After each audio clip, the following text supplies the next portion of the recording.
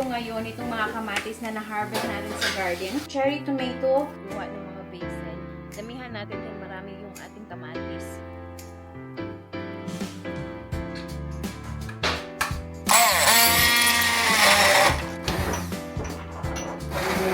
Pa yung ating natira na mga kamatis. I think meron pa din doon. And ito yung nagawa natin na tomato sauce. 20 glass of tomato sauce. Hello everyone! So, nandito tayo ngayon sa loob ng bahay. We are not in the garden dahil magluluto tayo ngayon itong mga kamatis na na-harvest natin sa garden. This one is ito yung na-harvest natin yesterday. It's a lot of tomatoes. And, andito din yung mga, what do you call this?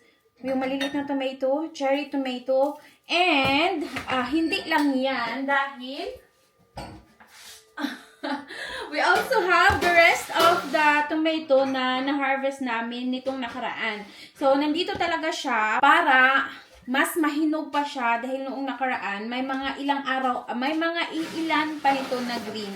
And then, meron pa tayong mga chili dito na hindi ko alam anong gagawin ko nito. Hindi ko na ilagay sa freezer.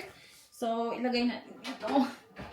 And then, yeah, ito, the rest of the tomatoes, we will make ng tomato sauce. So, ito talaga yung purpose. Kaya marami akong itinanim sa garden para makagawa tayo ng sarili nating tomato sauce. Last year, nakagawa kami ng tomato sauce, hindi karamihan. But this time, surely, marami na tayong kamatis. And marami tayong magawa na tomato sauce. And currently, ang ginagawa ni asawa, pakita ko sa inyo. I made basil, fresh basil from the garden. Dahil kailangan natin ng mga glass. So, yan. Papainitin muna ni asawa. So, hopefully matanggal itong mga ano dito, yung packaging. Wala pa kasi kaming nabili na glass talaga. So, we will still buy the glass for preserving for marmalade. But this one, tomato sauce, ito naman yung usually na ginagamit namin everyday. So, yan yung ilagay namin dito na mga glass. So, ito guys, what do you call this, Shats? Huh? What do you call this? I got automat. Yeah, kapag, like, after mo siyang lutuin, after mong ilagay sa glass yung mga preserve mo, is nilalagay namin dito para ma-sealed siya. So, nag-uyog-uyog ang camera. So, ito yung parang binuboil siya para mag-sealed yung baso. So, this time, pakuluan muna ni asawa gamit ito dahil ito yung pinakamalaki namin na hindi kasi namin pwedeng pakuluan doon sa maliit. So, ito yung pinakamalaki. Then, marami tayong glass na gagawin.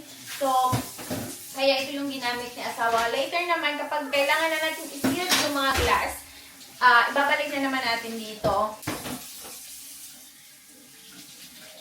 So ngayon guys, lumabas naman ako dahil gisugo ko ni asawa. Magkuha daw ako ng mga basil. So kailangan natin ng basil. Ilalagay natin doon sa iluluto natin na tomato sauce. So harvest tayo sa garden. So ito yung isa sa ating basil. Meron pa doon. So dito muna tayo magkukuha ng mga basil. Damihan natin dahil marami yung ating kamatis. Sobrang bango nito.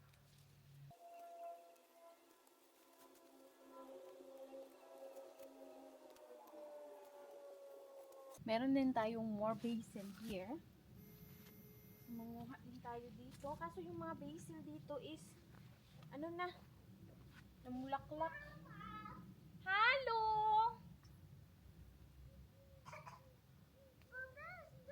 Here, Garten! Here! Mama! Ayan si anak lumabas din. Mama, Yeah? Mama, Yeah? meine Gummischuhe ist Wasser drin. Meine Gummischuhe ist Wasser. Oh, wow! Warum hast du deine Gummischuhe genutzt? Das ist für die Kindergarten.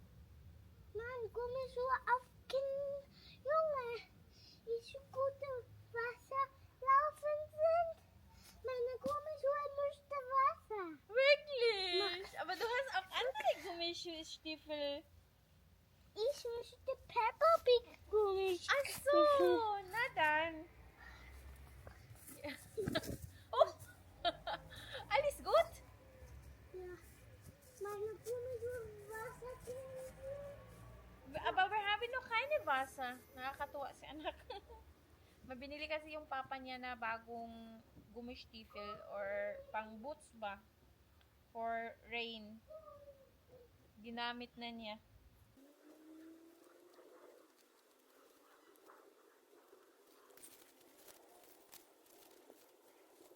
So guys, si asawa nagpalit ng damit dahil I cut his hair.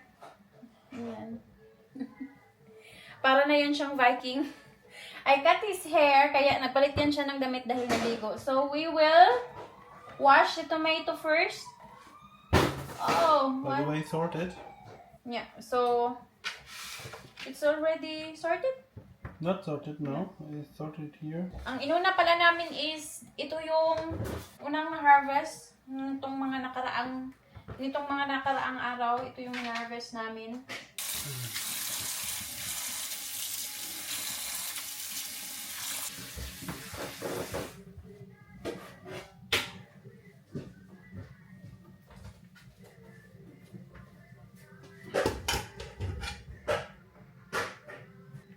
We have a lot of tomatoes here. I turn on the heater.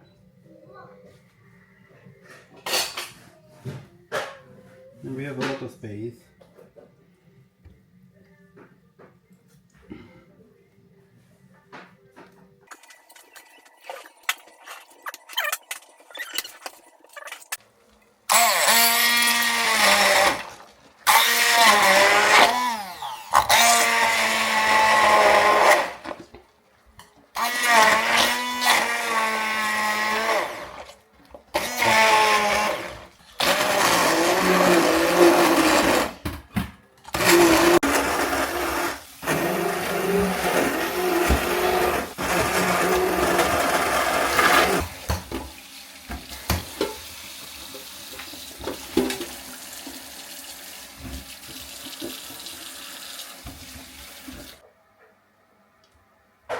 Maybe everything can go inside, I don't know.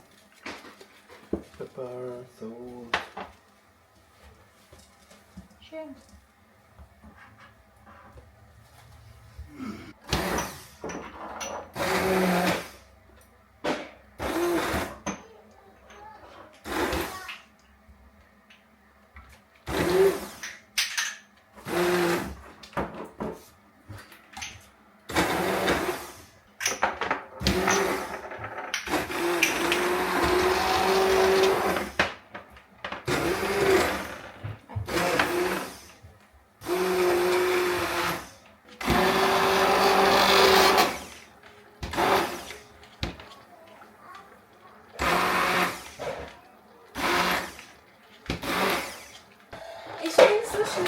Yes. So, nilagyan din namin ng lamas. So, we also put some, what do you call that? Herbs. Herbs. We have, thyme, knoblauch, garlic powder, and rosemary, oregano powder. But we also have fresh oregano. Ito nga nakuha ko nung Basil. nakaraan. Ano? Basil. Basil pala ito. So, iba pala yung oregano. And you have here, basilicum. And, black pepper.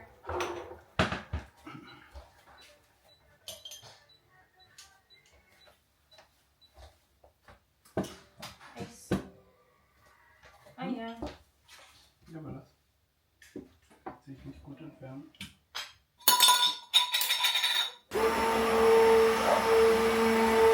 Guys, kung naaamoy nyo lang, sobrang bango ito. Tapos, naglagay na din sa asawa ng basil.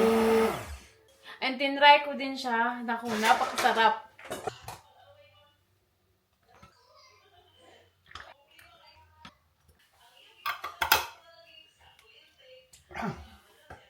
Ito nga na yung pangalawa na ginawa ni asawa. Ito lang kasi yung pinakamalaki namin na kaldero. Top. Do you call that? Pot? Do you call this in English? Ito lang yung pinakamalaki. Kaya ito yung ito lang yung magagamit natin. And every time, napakarami ng ating tomato. So, ito is pangalawa siya. Pero madami pa din tayong kamatis. If you can see this. Oh, ayan. Madami pa din mga baka makakagawa pa tayo ng pangatlo. But, I don't know. I think it's still, maybe we will not make for 3 times already. Uda? Because No, it's, because we there don't are have other glass glasses. anymore. There's other glasses, but maybe we make them tomorrow. Yeah, so, siguro, tomorrow? Not tomorrow. So, We treat them. ito yung pangalawa na ginawa natin, and ito yung pang-last na. Hindi na natin ito gagawin ngayon.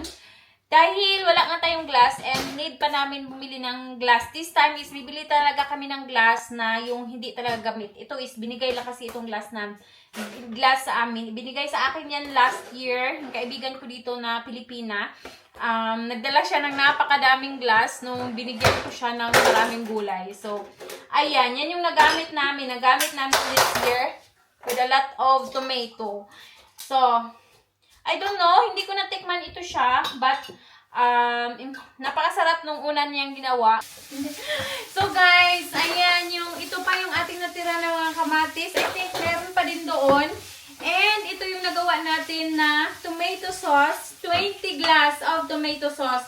Marami pang natira. So, next time, gagawa na naman tayo dahil marami pa sa freezer. Pero nakakatuwa, ngayon lang kami nakapagawa ng ganitong kadami na mga tomato sauce galing sa garden. And marami pa ding natira and marami pa tayong mga tomato na kailangan nating i-harvest. So, ayan. Yan, nagbunga naman yung ating mga pinaghirapan. Something already to peel. It's still hot. Aso. Yeah, sobrang init pa niya dahil syempre mainit. Soon. Mainit yung nilagay natin na mga tomato sauce.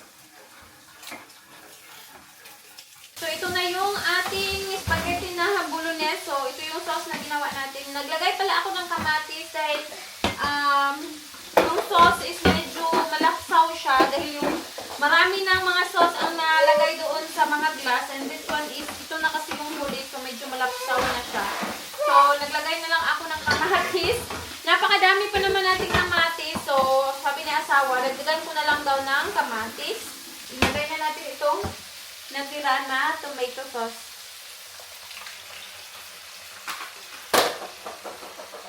Tawang-tama ito guys. Super fresh na tomato sauce. Surely, napakasarap nitong ating bolognese ngayon.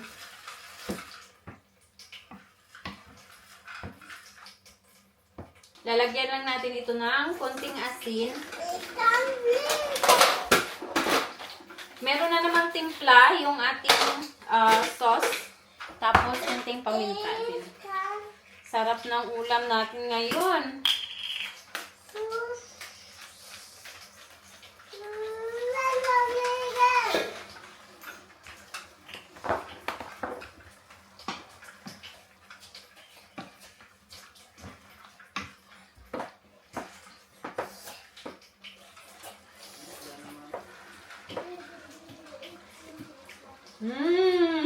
Ang sarap. Wala, ang sarap niya. Manamis-namis. Hindi ko na to nilagyan ng asukal. Okay na? Das ist total hell hier. Ich bin total überbeleuchtet. Because you're under in the...